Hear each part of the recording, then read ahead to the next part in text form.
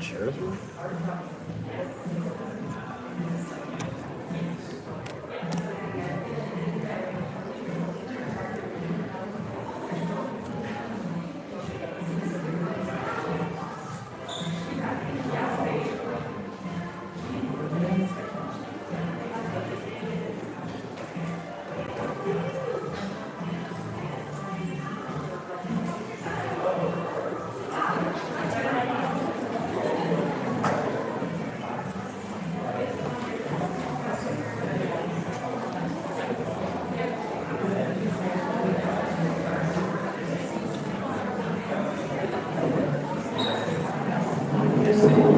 I'll sit here with the projector. Oh, it is. See that one. How's it going? Good, yeah? Good. Heard you ran the Boston Marathon. Yeah. Crazy, dude. I know, right? It's a little bit slower. I bet.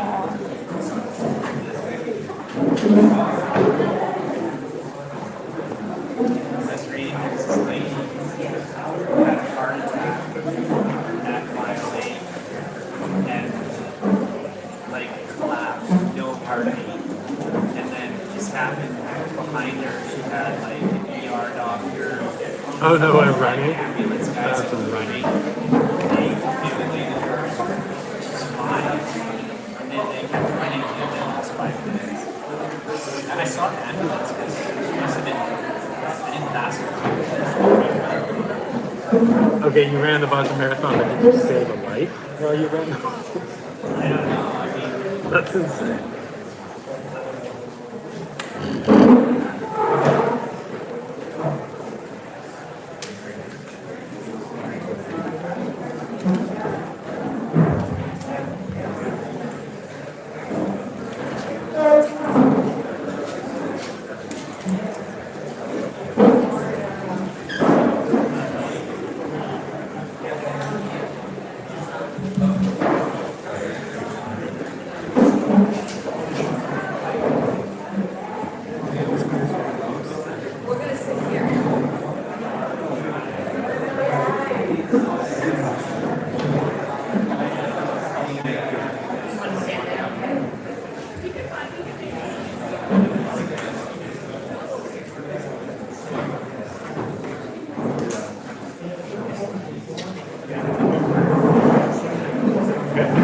But then you're going to come sit down.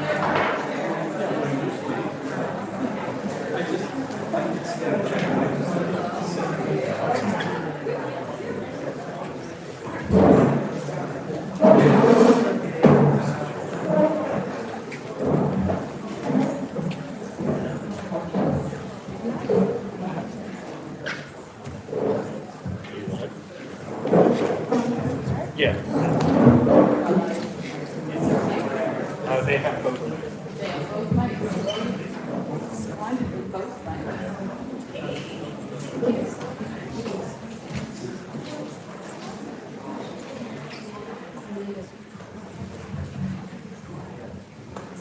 There's still some seats here at the front, folks. Quite a few seats. It'll be fun. Yeah, we'll meet someone new.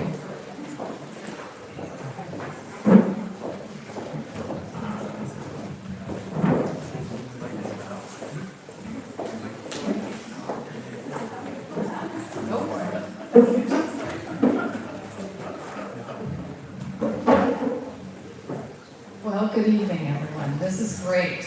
Oh my, it feels so incredible to start having people in the store. It's been so long, and it's so joyful. And this is particularly joyful. I think this evening is fantastic. So thank you so much for joining us. Thank you to SALA. You guys, the support you give the city, and your students give the city, and your everyone. Just thank you. Thank you, Leslie. Thank you, everyone from SALA, for the support. It's fantastic. And thank you to my staff for getting back in the rhythm of doing these events. We used to do them so regularly, and we love doing them. And this hiatus is over, I guess. I guess we can keep going. So now we're going to have quite a whole bunch more events to do. So as soon as people start to travel, it's going to be really exciting. So we'll keep you posted. That's what I want to say. So I struggled for a long time with the land acknowledgement because I didn't want the land acknowledgement to be rote. Though it may sound rote, I worked a long time on it to make something that I felt was really meaningful for me. And so we live with joy and gratitude on the unceded territory of the Squamish, Musqueam, and Tsleil-Waututh nations. There we go. And I would like to introduce Mark. Oh, so Susan. So I'm introducing Susan, and then Susan is introducing Mark. And then we will go from there. Thank you, Mark. Thank you, Nancy. And thank you, Leslie, for doing all the work and organizing this. So Marc Treib is a professor emeritus of architecture at the University of California, Berkeley. He's a historian and critic of landscape and architecture who has published widely on historical subjects in the United States, Japan, and Scandinavia. Recent books include Landscapes of Modern Architecture, Wright, Nice, Neuschel, Alto, and Bergen. The Landscapes of Georges Descombe, Doing Almost Nothing. And Thinking of a Modern Landscape Architecture, Rustic East, Christopher Turner, and Satoshi Noguchi. Let's welcome Marc Treib.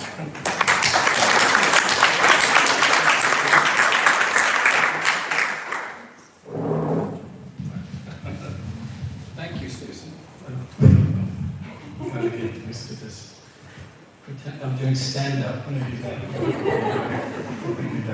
No, I'd also like to thank UBC and SALA and Leslie Van and the school, and of course the staff here at Inform who have been great in putting this on. This is, I don't know, kind of event we don't see very much anymore.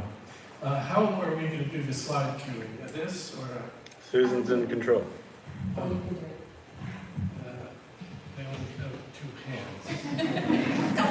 Okay. Okay, I can do it. You just What do you hold the mic? No. I do have a mic stand. Okay, let's go on to the next picture. I'll just say next or something. In 2012, Swedish landscape architect Torbjörn Andersson and I traveled to Toronto, Ottawa, and Montreal to catch up with landscape architecture in Canada.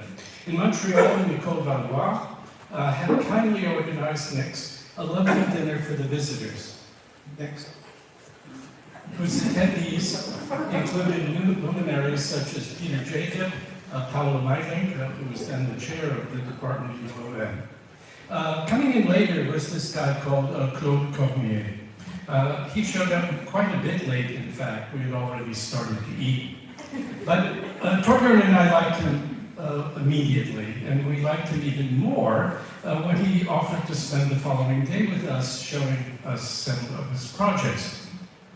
I was very impressed with the work, as he seemed to be one of the rare landscape architects under the age of 80 whose work I found intriguing and good, and the personality who I like. Next, please. That's Claude in the middle, I don't. In 2015, the Landscape Architecture Foundation, next, organized what they referred to as the Landscape Summit.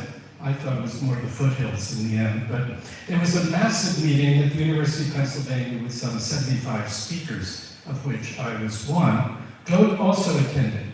And during the break, I came across him sprawled on a bench, seeking relief from the petty presentations that were being offered inside the auditorium. We had a nice chat, and it reminded me how much I had appreciated the works I had seen. And it got me thinking that maybe it was time that we do a book about him and his work. Next.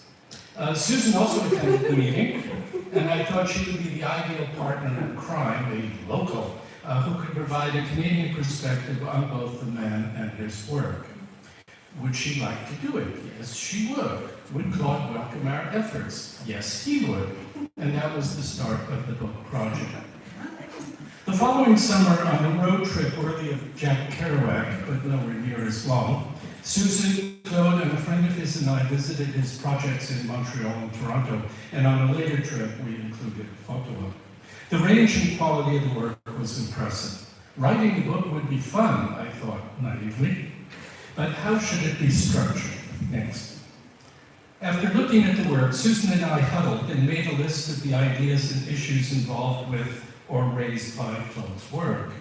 These included the role of humor in the public sphere, kitsch, of course biography, his relation to historical sites, the restoration of urban spaces, the use of vegetation, and respectful practice. Next. We then decided who would write about which and returned to our respective homes. And in fact, we really only wrote the introduction as a truly co-authored piece. The two main essays were done independently, although we did comment on each other's work over several drafts. A non-linear and non-chronological structure seemed appropriate for someone who seems to operate that way. While it creates some issues like redundancies, it also allows a certain freedom in handling the material. Next. Pick up the book and you can read it in any order you like, even starting with the project list if you wish. It's up to you and it depends on your curiosity. You may know, or will learn, that Claude was born on a farm in Quebec and first received a degree in agronomy before completing his Bachelor of Landscape Architecture at the University of Toronto. He then, a little later, spent a pivotal year at the Graduate School of Design at Harvard. It's a university on the East Coast of Massachusetts. Perhaps this background has really guided his values and ideas, dealing first with the functional aspects, but also having an inventive dimension to the work. While many projects at first seem light and fun, that rely on imagery, forms of humor, beneath all of that, I think, is respect for the past, for people, and for the environment. Next. If his stuff is fun, it's serious fun, hence my name for the title of the book, which stuck. Claude seems to have approved of the title, as he himself has used it for several of his own lectures, without permission, I don't think. As Susan and I intend to keep our presentations very short, I will cite only two indicative projects. Susan will provide a discussion and more. In the opening to my essay, which more or less opens the book after the introduction I wrote, so which of Claude Cormier's landscape should we consider to be the most iconic, the most memorable? Might it be, in order of decreasing subtlety, next, Sugar Beach in Toronto with its pink metal umbrellas that dot and shade the sand, Bercy Park in general, next, and in particular the full-size, hyper-realistic dog spitting water at its central fountain, next, or the vivid lipstick pink tree trunks that thumb their collective noses at the prevailing grayness of Montreal's massive Palais des Congrès. To some, perhaps many, in the landscape architecture profession, and among the general public as well, there's little room for humor when designing landscapes meant to be environmentally responsible and socially supportive. Delight, they might assert, should be secured by means other than features that border on kitsch or camp. Trees and flowers and grass, yes, these support use and please the senses. Next.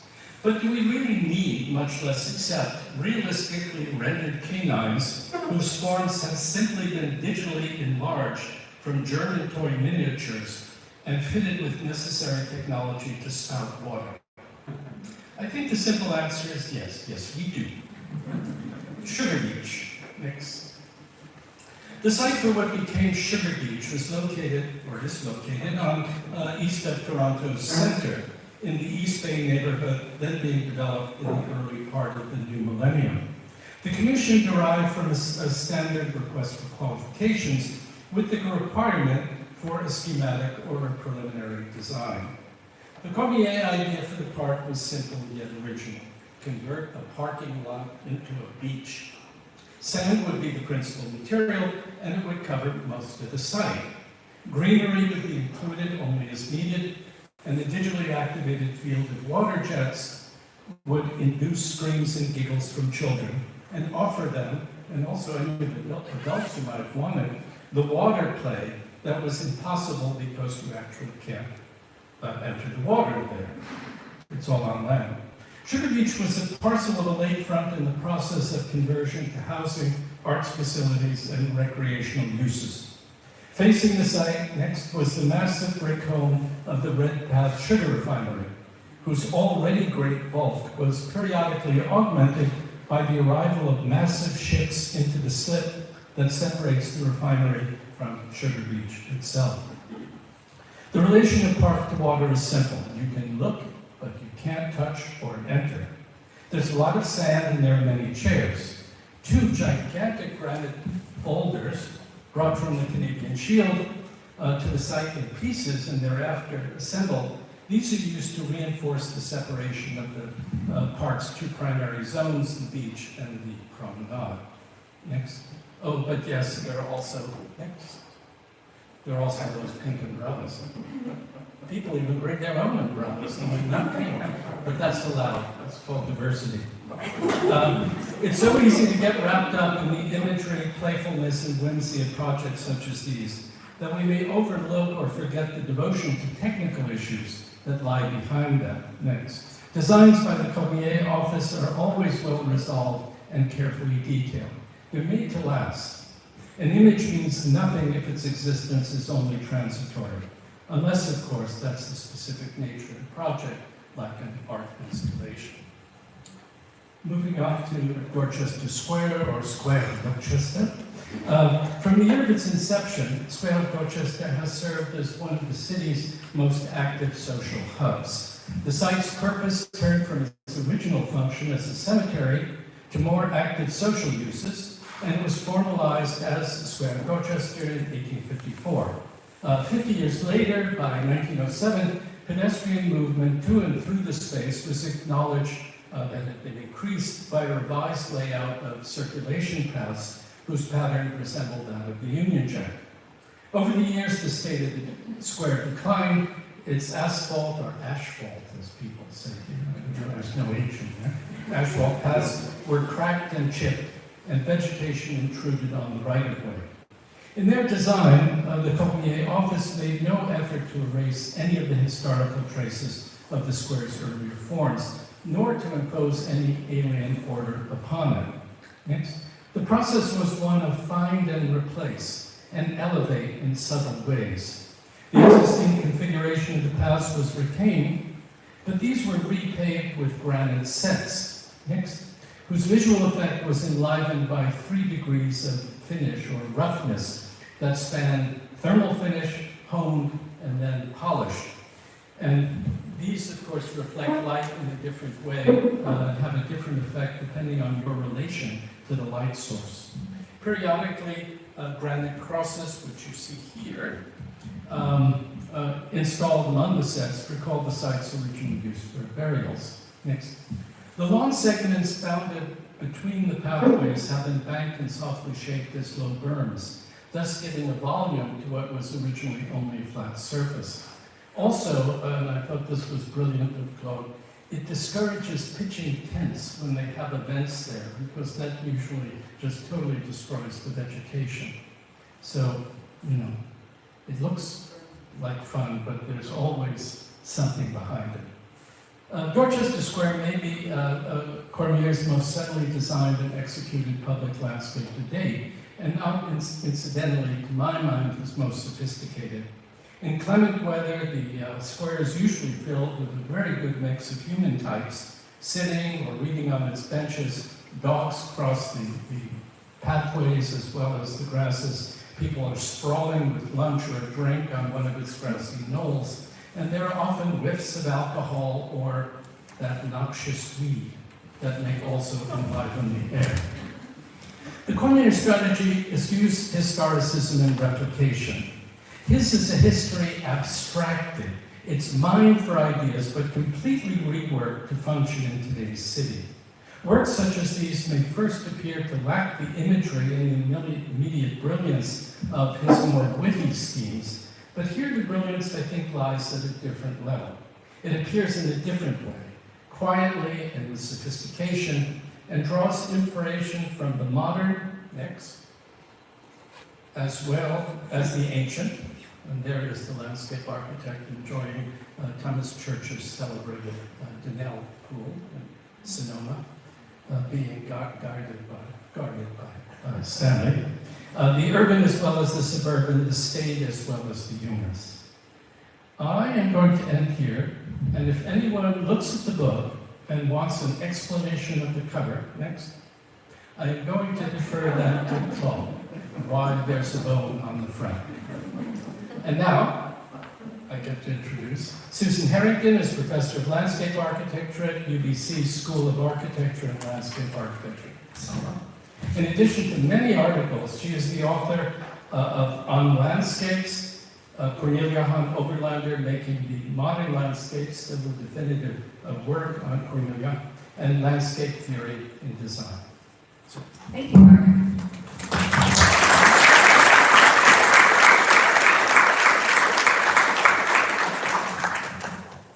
I loved his little curtsy when he said next.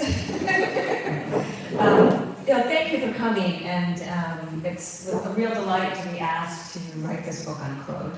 I actually first met Claude in 1999 at the Métis International Garden Festival, which is quite well known now, but this was the inaugural year, and I was so impressed with Claude. He was so fascinating.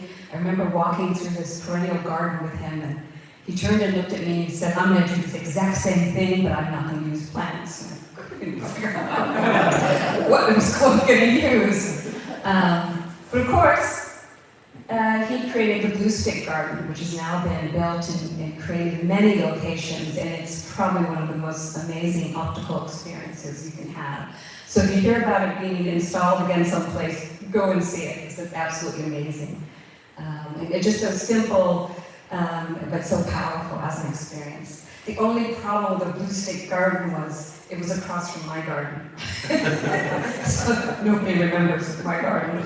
So he even had to ask me what it was called. But anyway, yeah, it's been a real pleasure. And the writing process was fascinating with Marc. I found out that he was a competitive writer. He would call me and say, "I've got 10,000 words, how many do you have, Susan?" I was actually writing an accreditation report that same summer that had to be about this thick. So I was like, "Yes, I'm working on it, Marc." And then he'd call again, "Are you working feverishly? I've got 20,000 words." So I was introduced to competitive writing. But I have to say these Kerouac kind of road trips we took with Claude and friends to visit all the sites where, I don't think I've ever laughed so hard in my entire life. If you get Marc Treib and Claude Cormier together in a car, you're just going to be laughing and laughing. And I learned so much. And I learned so much from Marc, that architecture has an edifice complex, a whole bunch of other things. I think Marc learned some things about Canadian landscape. I think one of my favorite moments was we would spend the day in Montreal, and Marc was always wanting to know from Claude, what exactly plants are these, what are the scientific names, and all this. And so at the end of the day, Claude had been asking all those questions, and Marc said, "Well, Claude, why do you only use like 3 types of trees?" Claude said, "That's life in zone 4. But if you're a landscape architect, you know that the higher the zone, the more plants you can use. And so zone 4 is like quite low. You really do just have a few trees you can work with. And I think Marc has written so much on landscape architects in California where they're in their 20s, the plants are the number. So that was a really interesting moment in our process. And I think, I've always been captivated by Claude's work. But I think one of the things I was very interested in was his design process, because it's so unique. And so I'm just going to sort of focus on that aspect. because I think it's really helpful. I think he is the Freddie Mercury of landscape architecture, there's no doubt. And one of the reasons I think that is because he's so bold and brash, and he's also coming, he likes to steal from the rich and give to the poor, which I think Freddie Mercury liked to do as well. And a great example of that is Clock Tower Beach in Montreal, where Claude was initially asked to design a parking area, and he was working with these engineers who were going to put in this formidable culvert system that was going to cost millions, and Claude was like, why don't we put in a bioswale? It's much cheaper. So they agreed, and they listened to Claude. And I think most landscape architects would have been like, they would have stopped there and said, oh, this is great, I'm designing a bioswale, look at me. But Claude actually said, wait a minute, I just saved you like $3 million. We should give that back to the project. And he convinced them to actually create the beach, which then Claude designed. And so it really transformed the whole project by reusing that money. I also really appreciate his use of conceptual thinking in his design work. So here he is in the Montreal Museum of Beaux-Arts. And it was a very interesting exhibit because they asked 20 kind of identifiable creative people in Montreal to select something from the permanent collection and then to design a piece in reaction to that. And so Claude picked his head of Christ from the 12th century, but what he created was not kind of a formal interpretation of this edifice, but it was a conceptual. He was really looking at adoration. And so for Claude, he adores stuffed animals. So for a year, he kept collecting stuffed animals and then created this amazing wall in the museum that was in a stare down with his head of Christ for the exhibit. And it was just amazing. It's now in the Children's Museum, and it's just absolutely amazing project. And I also think one of the things I learned from him is that he's constantly thinking about ideas, which I think is great for students to know. He doesn't get a project and go, I actually think of some ideas now. He's constantly thinking of ideas, and this is a great example, is the temporary overlay markers. Claude was driving to see his mother on Highway 15, I think it was, Claude, yes, and he was noticing this strange kind of plastic thing that was a reflective thing in the ground, and so he pulled over and he ripped it out of the ground and said, this would come in handy someday, it's flexible, you can drive on it, it catches the light, and he put it in his back pocket. And so when the director of the museum said, Claude, I want you to do an installation at the Avenue du Musée in Montreal, it has to be cheap. We have no money. And only in 2 weeks, Claude thought of this experience, and he still kept this temporary overlay marker. And then that created this whole Tom series and almost a decade of installations of doing various themes. And I think the makers of the Toms actually increased their color palette because of Claude's work to go beyond the white and yellow and to create a multitude of colors. And again, a very inexpensive, lively, interactive work. But so this is Claude, the opening of Blue Stick Garden. I'm not going to talk anymore because we have Claude here with us. And so I'd like you to come join us, Claude.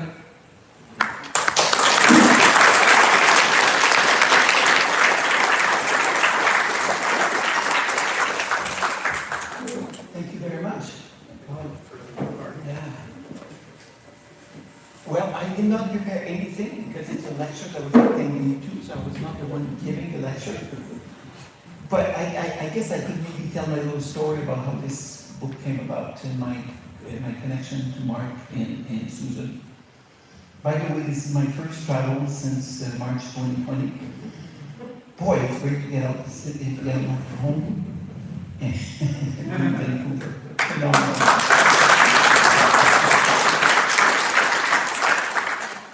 So I guess just a very quick story about how this thing came about.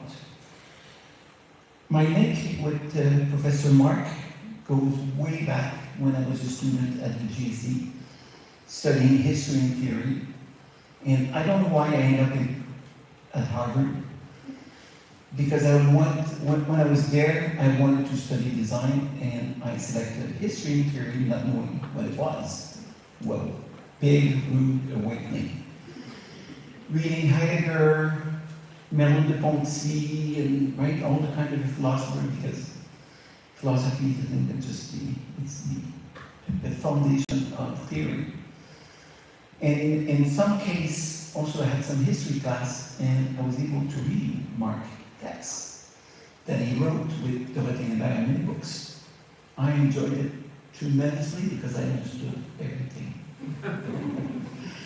But it was always written beautifully, and Marc was, right, he just helped me to understand the modern aspect of landscape. So that was a big thing. And 10 years later, when I was practicing, and he actually told the story, which is great. When we met back in Montreal, when he was visiting Professor Peter Jacob at the University in Côte d'Ivoire, we had dinner together. And he called me, that was the son of the beach. Son of the beach. And I thought, wow, this is extremely flattering. What an amazing sense of humor with a kind of twisted way à la Marc, right? Very much unique, and anyway, it just stuck with me. And it was, I took it as an amazing, beautiful compliment. I met Susan at Métis in the year 2000, or 1999, when we were doing the first inauguration of the festival. And when you drive 6 hours from Montreal to Métis, there's no way I'm going to work with plants, because it's going to be lasting for 3 months, and it's going to be boring. So, what am I going to do with this, right? So at the beginning, not knowing, but I knew I would not be using plants. So during that summer, I was in California on the beach, and a friend of mine, Jennifer Luce, an architect that I went to school with, and I had the idea that I would plant stick instead of planting flowers, and the color scheme with the blue pine. And right, it created a big attention. The media loved it, and it took over the festival and changed. But we were neighbors, right? So we had developed a beautiful rapport and discussion, and right, purpose of life, and right, what it's all about. So this is my beginning with Susan, and then through symposium and CSL event or ASL event, we always kept talking. Or in Washington, there were oaks. And it was boring. it was boring, but always had a connection. So that moment happened when I was in Philadelphia, in that symposium of what Marc talked about. And at lunchtime, I bumped into these guys. They invited me over, so we had lunch, and they started talking about trying to do a book. So it's like, whoa, right? Is my son that interesting? Yes. So, thinking that King Marc with modern landscape, Queen Susan with the expert Colonel Overlander, right? They would want to write a book on Robin Hood, the Montreal guy who's interested in social democracy on public space, but also creating something that is full of hope, joy, and optimism, and working with developers that always want to do cheap things, right? And trying to fight for universal appeal in landscape. So I thought that this would be a great ménage à trois. So I said yes. So it was great. We had some difficult moments, right? The front page is an amazing one. But I think it did this incredible baby, and I love the book. And it's actually my problem now in Quebec. The book is all in English, and the baby does not speak French.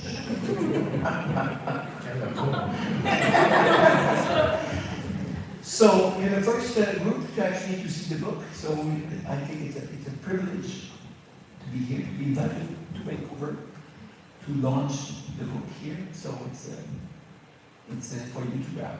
So thank you.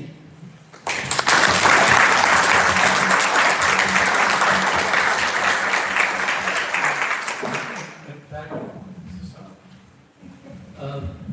they're the only copies in Canada, so make sure you grab one tonight. Be the first on your block to have one. And we'll even sign it if you'd like it messed up or something. We went, finished? Well, I may say something. Yep. I want to talk about the title. It's copyright. No, it's pretty tough. And then we were designing the book just before COVID. I was in London, and I remember looking at the bookstore at the Tate Museum, and right, these guys are writing a book on me as a subject. What do you want the book to look like? Right?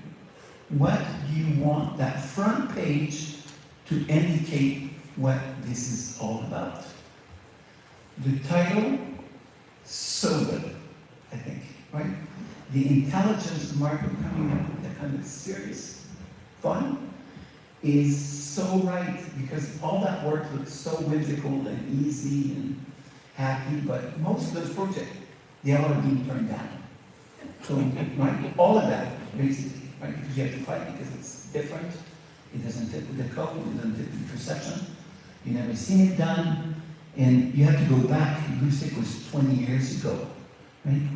The pink umbrella is like 13 years ago. Now, design has moved in the society so much that it's, right, it's now it's fait accompli and we understand and we accept. But doing pink umbrellas downtown Toronto was not easy, because the notion of color, what does it mean? Like, color is not just a simple decoration. And Toronto being a male city, and you end up with pink umbrella. Right? I remember designing a view panel, hated it, and some people loved it, half and half. So anyway, it was quite interesting with us. This is how you thought, right? This is yes, yeah. This is the Christmas card. Yes. You want? Yeah, go ahead. Why did you mail this to the committee of Sugar Beach, the design council? Yeah, this is the just before Christmas. The project was declined because of the color of the umbrella, and this is a Christmas card that we made, and we sent 600 cards with the Holy Family, with the pink umbrella above, with the Jackie Kennedy pink, which is elegant, right? It's not about gender, it's not about, right? It's elegant.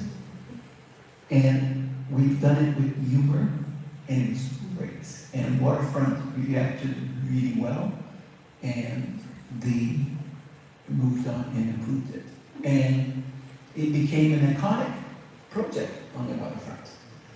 So anyway, it's serious and fun. Are there any questions from the audience? We could start with you folks. Leslie? So what about the Can you bone? shout? What about the bone? What about the bone? On the front page. On the cover. You guys go, it's your book. I think it was your decision, wasn't it? No. It's your book.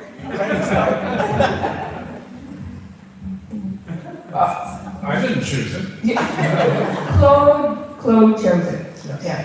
Yeah. It was, why don't you tell people why you chose a bone?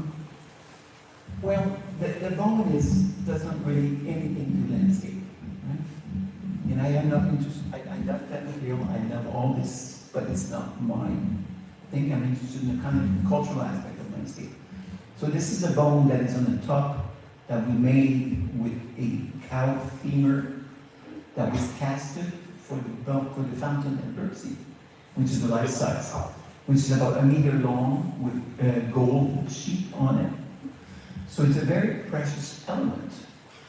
So this is the element of an object within the kind of landscape that we make, which is about this notion of seriousness and fun. But I think there's a very strong conceptual approach in what we do. And I thought that would be such an amazing thing that would go with the serious fun. Something that you don't understand, but this kind of a misfit with a bone landscape, serious fun, and all this chemistry creates an interest. So, and this is, we debated that for months. And one thing that did change was one of the original sketches had the bone vertically, and we thought, not a good idea. I think dangling turd was the. Other questions? Or else we have to ask each other. Yes. Sir.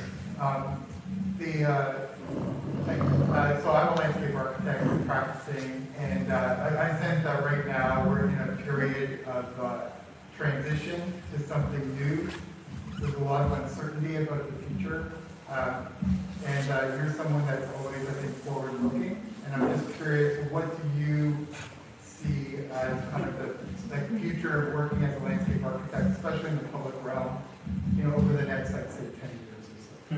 You have 2 minutes. Thank you, Jack. Big question. Actually, it's quite interesting because I feel a bit dated, in a way, quite dated. And because I think the sustainability and the ecology and the environment is coming very strong, and which is great. And I think I'm very much interested into this, and I guess what we're not seeing here is that aspect in the work, that it's all there, the farm boy, things needs to grow, and to grow you need soil, space, and right species at the right place. But it's never something I have celebrated, because for me, this notion of nature was a resource, right? And I was much more interested in the cultural aspect. But all the landscape that we do, it's all embedded.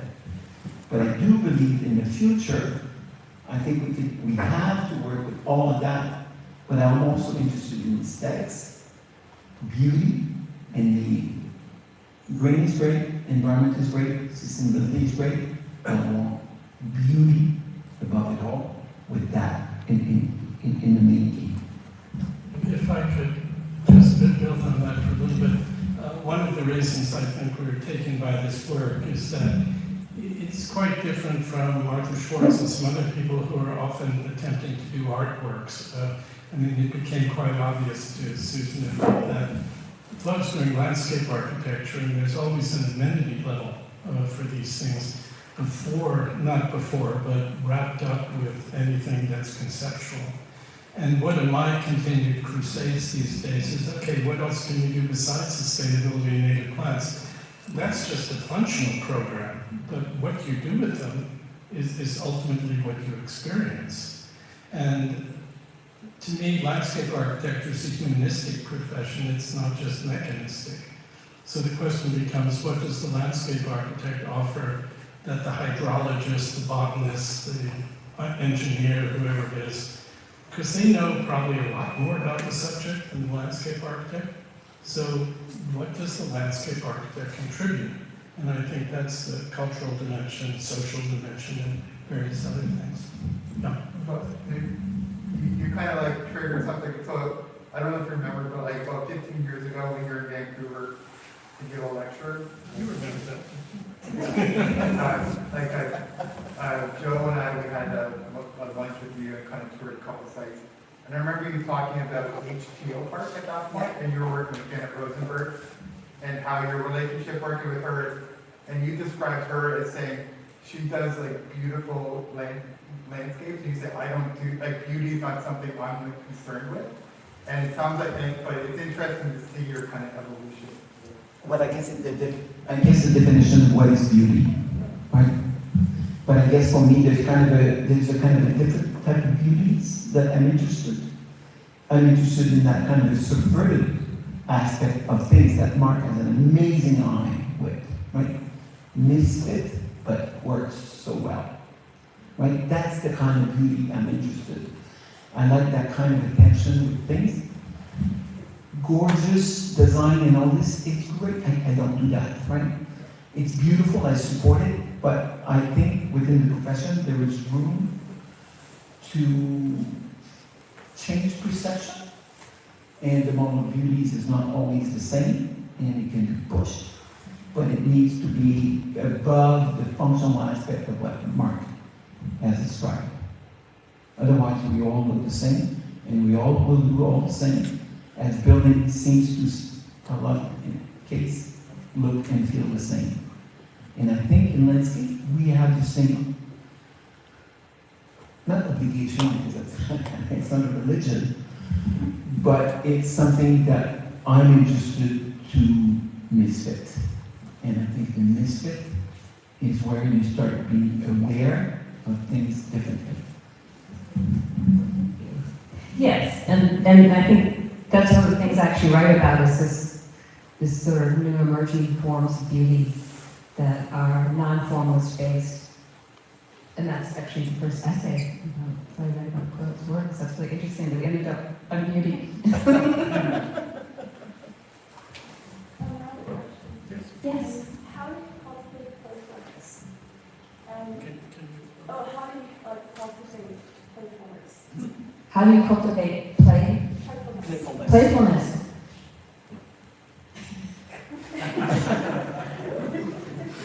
Two seconds. Alcohol and drugs.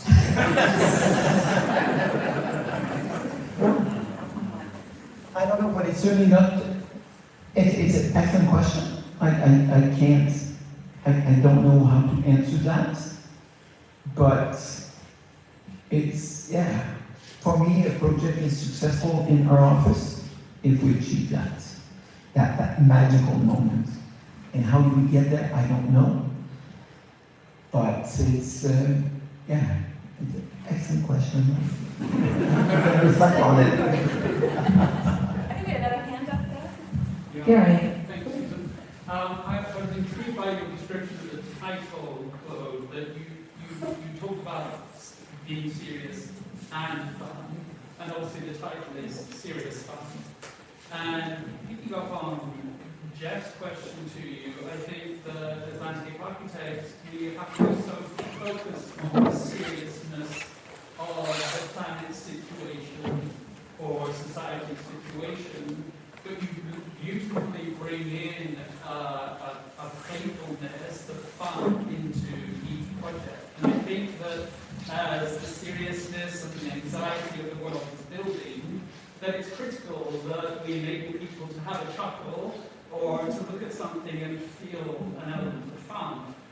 So with that, with your projects, do you start with the serious or do you start with the fun, given that it seems that the beauty of fun is so critical to each of your projects? I think they all happen at the same time. I think the complexity and the seriousness is the beginning, and then we're trying to break it quickly. And then we go back to the seriousness to make sure it fits with the idea of the fun. But they work together hand in hand. Just one doesn't work. I'm not an artist. I'm an architect. I'm a landscape architect. Right? I find solutions to problems. I love problems. I love issues. I love conflicts. Right? That's where it generates, and then the idea comes from. But the idea is trying to do more than solving it. And solving, sometimes the solution is also somewhere else than what you think the answer resides. So it's The reason I picked Sugar Beach, or it could have been Bearsley Park with the dogs, and then the Dorchester Square, is that they're different projects, and there's almost a sliding scale of the fun quotient versus the serious. There are projects where it's suitable and applicable and adds something to it, and there are other projects where it has less of a role, or possibly no role in some ways.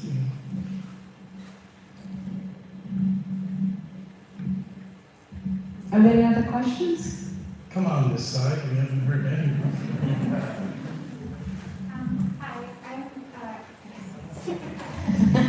I'm from Montreal, and this is really exciting to see. It's interesting that for me, I think the most iconic project being from Montreal is actually like what you did with the gay village and the street sleep on St. Catherine.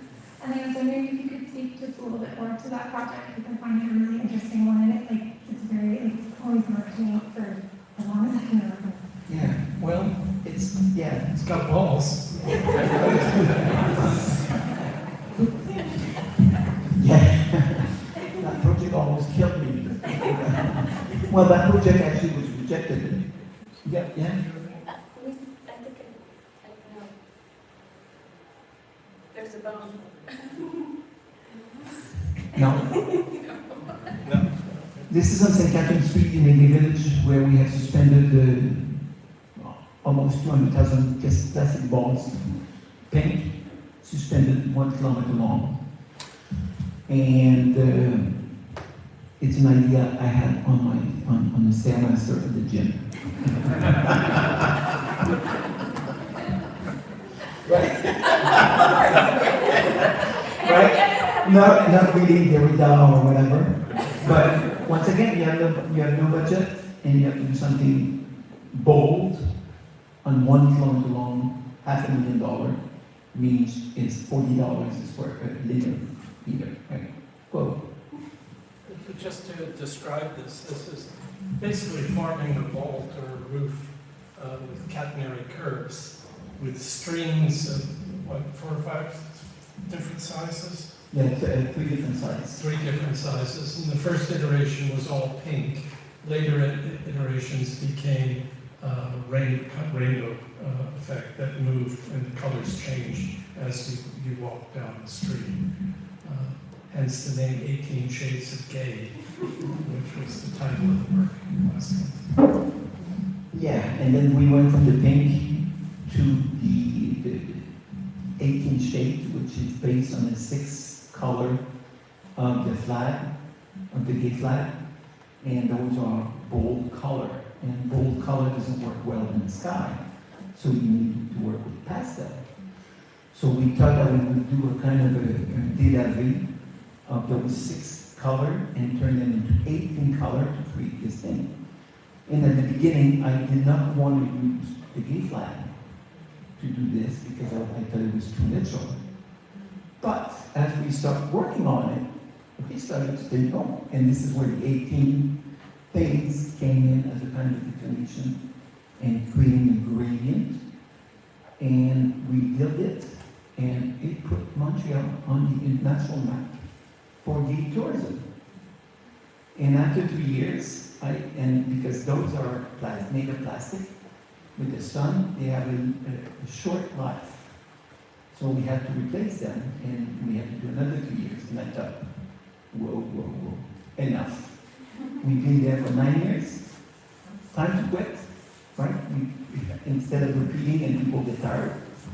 So we decided to quit, and people were upset. So we sold them in auction, and we raised $250,000 selling all of them, and now they're everywhere in people's homes, and they bought those stupid strings.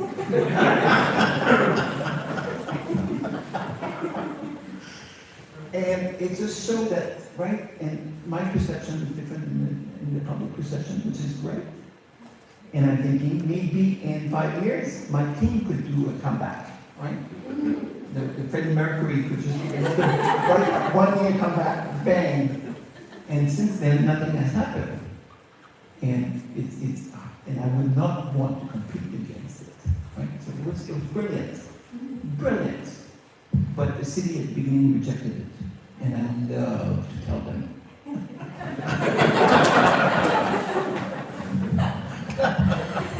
Okay. Actually, when we can end with you answering about this opening slide for the Evergreen Brickworks project, because I think it gets back to Jeff's question, why you insisted that this be the opening slide in your proposal. That was very important. You hadn't gotten the job yet, and you insisted. Yeah, well. We presented that slide for the interview. It was Halloween in Toronto. And I presented Jeff King, who's the CEO for the Evergreen Brickwork. He's a great guy, and I thought that would be his costume. As his brickwork could become as tall as a CN Tower. with the value of the green giant in the ravine and the rose area, right? So I like branding, I like communication, I like a strong idea, and they loved it. And we had a narrative saying about what the power of green and how you do it in a city that was in 2006. And so that's, again, it was gutsy, and the kind of humor in the process in interview helps. I think it helps tremendously, right? The serious, but also bring this notion of the pleasure and the fun. And I do believe that if we don't have fun, it's not worth it. And we forget about it so much. Well, also it's interesting, humor becomes very memorable very quickly compared to functional performance, for example. You know, I mean, in teaching, students only remember the jokes. I always tried to just have a whole course of one joke after another. I figured we'd have 90% retention. Couldn't come up with that, but you had to have a serious bit every now and then. But there is something that it's whether you call it branding or icon or symbolic or something, but that you can grasp. In fact, the project itself is very much a landscape remediation and conversion. It's an environmental center. They didn't build the giant. So.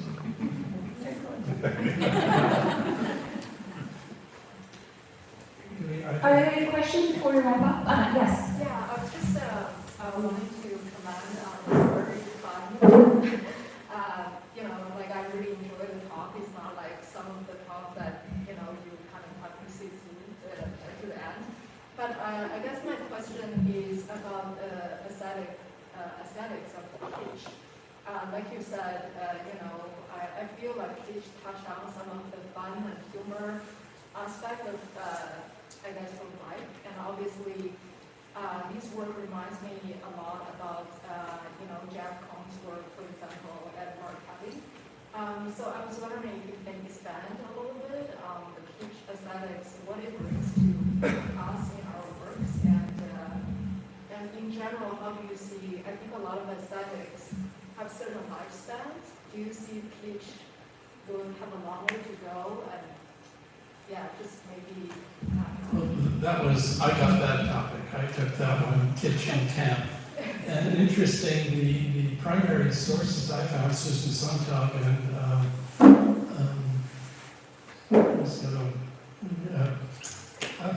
Clement Greenberg. I mean, go back to the 60s, that's when this was a real issue. And I thought, I mean, that was one of the first things that I wanted to work on. Why is this not kitsch, this stuff? And I think part of it is because there's always an amenity level. Kitsch is normally the sentiment that's been emptied of the content. That's a quick definition of it. But when you get those dogs, and they're full size, and they're realistic, and they're spouting water, to me, that gets beyond the kitsch. It's you know, if they were crying or if one had its paw hurt or something like that.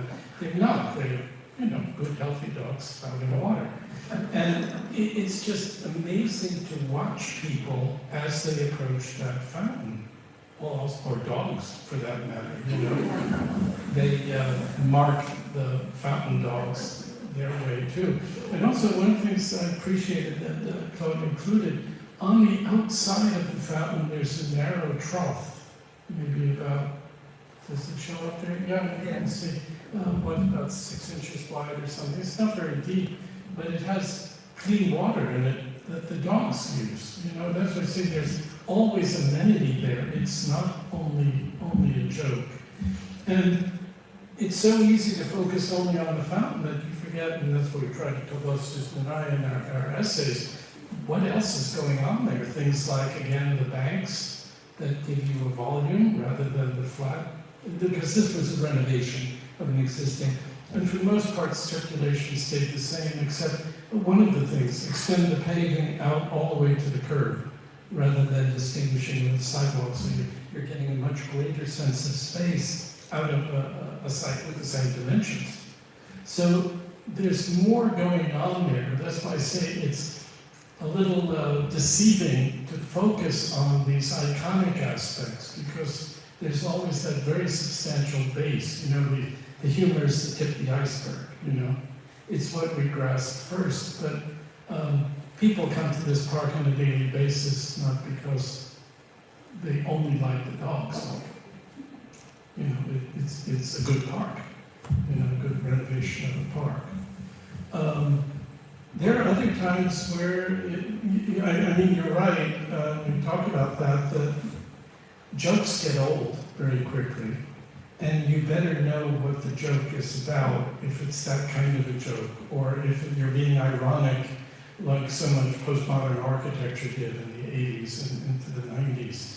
You know, you had to know the historical reference and how they had changed the proportions, the pilasters and all this stuff, you know, which the general public does not understand. So that stuff gets dated very quickly, or it becomes classic. I was looking at Venturi's National Gallery in London. It holds up pretty well, you know, some of the projects do. But I think you're right to raise those issues, because it's what struck us immediately too. Why does it seem to be different? It's not cawing in a way, you know, it's happy. Any other questions? Okay, well, thank you very much for coming this Do evening. we sign books or things like that? Yeah, I think so, maybe upstairs. Upstairs, Yeah. okay. Okay, thank you.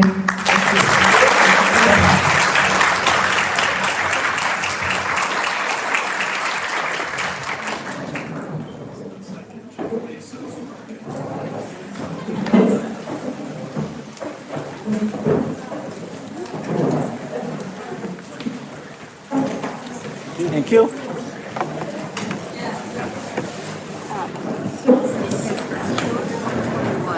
mean, he did right, but.